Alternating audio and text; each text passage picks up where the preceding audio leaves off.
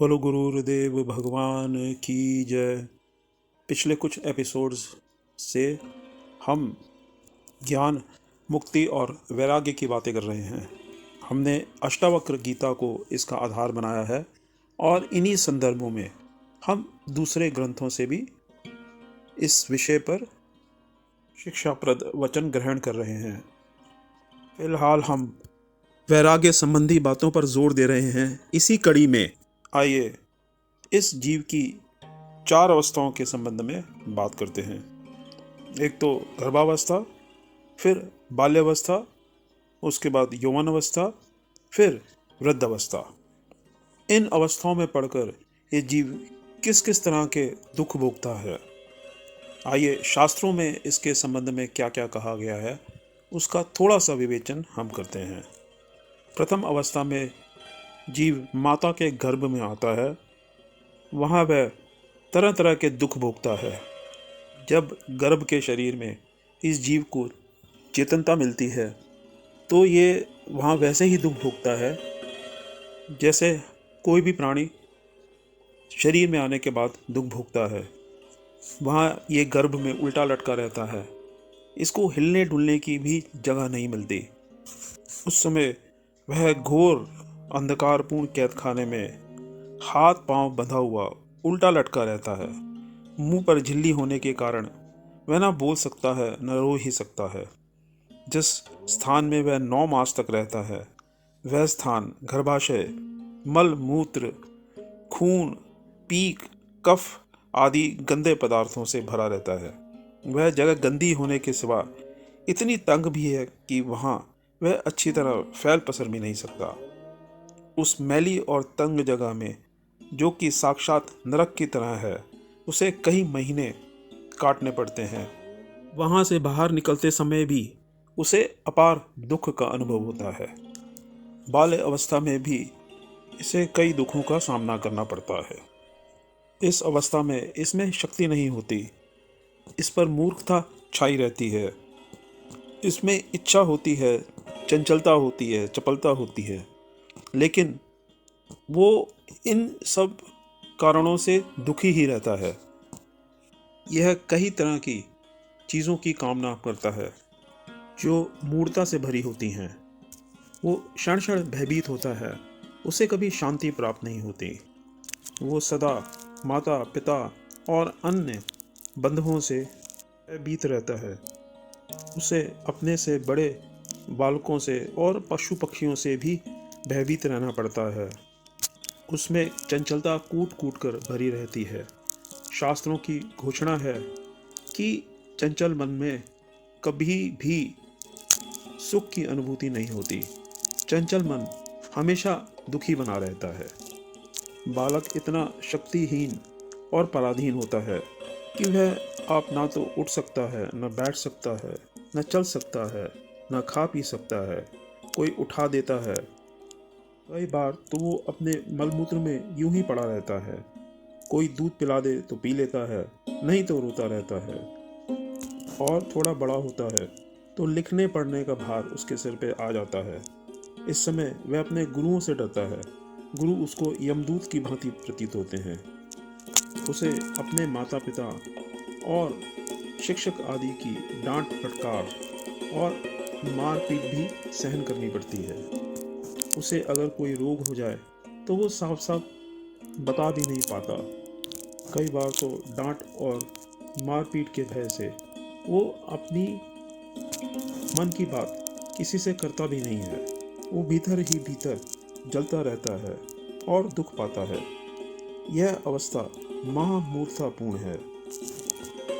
बाल्य अवस्था के बाद युवा अवस्था आती है। इस अवस्था के अपने ही दुख है। पढ़ाई का दुख है, कैरियर की चिंता है, पैसा कमाना है। कई बार बुरे संग में पड़कर ये बुरे कामों में लिप्त हो जाता है। शराब पीना, जुआ खेलना, लड़कियों से अभद्र व्यवहार करना, चोरी करना, मारपीट करना, जेल आदि जाना, इस तरह के कई उपद्रव इसके पीछे लग सकते हैं। अगर ये बुरी संगत में नहीं पड़ता तब भी इसे कई तरह की कामनाएं आ घेरती हैं। उन कामनाओं की पूर्ति के लिए ये अथक परिश्रम करता है। कभी सफल होता है तो कभी असफल भी होता है। जब असफल होता है तब इसको विशेष दुख होता है, और अगर सफलता हाथ भी लग गई तो उस सफलता को बनाए रखने के लिए इसे कड़ी मेहनत और मशक्क़त करनी पड़ती है। फिर शादी हो जाती है, फिर पत्नी का, बच्चों का बोझ आ जाता है। गृहस्थी संभालने में ही दिन में तारे दिखाई देने लगते हैं। काम, क्रोध, लोभ, मोह आदि दुर्गुण इसके शरीर में पक्के होने लगते हैं। तरह तरह की विषय वासनाओं से ये जलता रहता है। जीवन के हर मोड़ पर इसे तरह तरह के दुखों का सामना करना पड़ता है। अपनी प्रगति, अपनी खुशहाली के लिए इसे दूसरों पर बहुत हद तक निर्भर रहना पड़ता है। उसके लिए उसे दूसरों की खुशामद और चाटुकारिता आदि भी करनी पड़ती हैं। उसके बाद वृद्ध अवस्था आती है, जो पहली दो अवस्थाओं से भी बहुत बुरी है। पहली अवस्था में जड़ता रहती है, शक्तिहीनता रहती है, और युवा अवस्था सब अनर्थों का और पापों का मूल है। इस अवस्था में संभल कर रहना बहुत ही कठिन है। वृद्ध अवस्था में तो शरीर जर्जर हो जाता है, बुद्धि काम करना बंद कर देती है, कुब्बड़ निकल आता है, दांत गिर पड़ते हैं, बाल सफ़ेद होने लगते हैं, बल कम हो जाता है, आँखों से कम दिखाई देना शुरू हो जाता है, या कुछ सूझता ही नहीं है, कानों से सुनाई कम देता है, पैरों से चला नहीं जाता, लकड़ी पकड़कर इसे चलना पड़ता है। कफ, खांसी इसके शरीर में अपना डेरा जमा लेते हैं। 1, 2, 4, 10 कितने ही रोग इसके शरीर में परमानेंटली अपना घर बना लेते हैं। ऊपर से मृत्यु का भय इसे दिन भर टोचता रहता है। बुरे बुरे सपने आते हैं, कुछ पचता नहीं, कोई मित्र संगी इसके साथ रहता नहीं, सबका साथ छूट जाता है। जो घर वाले हैं वो भी इसे हीन की दृष्टि से देखते हैं और इसके मरने की बाट जोतते हैं।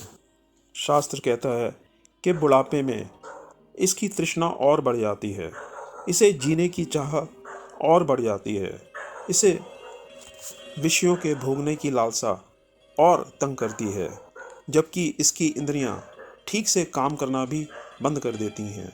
लेकिन मन की तृष्णा है जो बढ़ती ही चली जाती है, और वही इसके बहुत बड़े दुख का कारण है। ऊपर से मृत्यु का भय भी इसे बहुत तंग करता है। ऐसी अवस्था में घर वाले भी कभी कभी ध्यान देना बंद कर देते हैं। खाने पीने को कई बार दिनों दिनों नहीं पूछते। ये बेचारा टट्टी पेशाब में पड़ा रहता है, कोई इसकी सुधि लेने नहीं आता। कभी कभी तो ऐसी अवस्था हो जाती है कि स्वयं ये अपनी मृत्यु को याद करता है। ये चाहता है कि मैं मर जाऊं, परंतु मृत्यु भी इसे ऐसी अवस्था में कभी कभी धोखा दे देती है। ये चाह कर भी मर नहीं पाता और प्रारब्धवश दुखों को बेतहाशा भोगता ही रहता है। हमने बड़ी सरल भाषा में वैराग्य से संबंधित कुछ दिग्दर्शन आपको कराया है। इस तरह के बहुत से दुख जिनकी के गणना भी नहीं की जा सकती, इसको भोगने पड़ते हैं। आप स्वयं विचारोगे तो आपको खुद ही समझ में आ जाएगा कि हम कितने तरह के दुखों से, परेशानियों से, चिंताओं से, भय आदि से घिरे हुए हैं। इनसे छूटने का तरीका भी इस जीव को समझ में नहीं आता। तो ये इन दुखों को, इन निराशाओं को, इन परेशानियों को दूर करने के लिए या इनको भुलाने के लिए विषयों का अनर्गल तरीके से सहारा लेता है। जुआ खेलता है, शराब पीता है, चरस गांजा पीता है, और तरह तरह के तरीकों से अपने मन को बहलाने की कोशिश करता है। इन तरीकों से इसका मन कुछ बहल तो जाता है, इसकी परेशानियां, इसकी चिंताएं, इसके दुख थोड़े समय के लिए दब तो जाते हैं, लेकिन वो बने ही रहते हैं। इन सब से बचने का उपाय तो हमारे शास्त्रों में बहुत सुंदर तरीके से समझाया गया है, लेकिन समझना कठिन है। आज हम अपनी वाणी को यहीं विराम देते हैं। अगले एपिसोड में यहीं से विषय उठाएंगे और कई नई चर्चाएं करेंगे। तब तक के लिए नमो नारायण।